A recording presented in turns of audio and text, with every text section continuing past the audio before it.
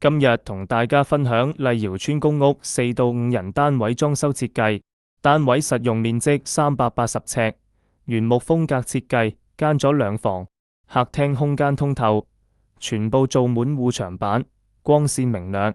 入門口做一組 L 型多功能舉，係鞋櫃，也係餐邊舉。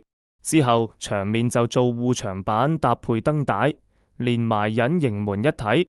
電視櫃做靠窗位置，同樣連隱形門護牆板一體設計。客廳整體原木式風格設計，非常溫馨。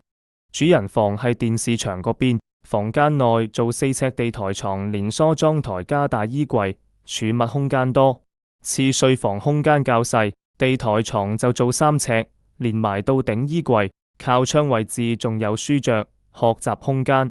最後廚房門口擺雪櫃，加一組吊櫃。廚房內就正常做 L 型地櫃加吊櫃，留返洗衣機位置。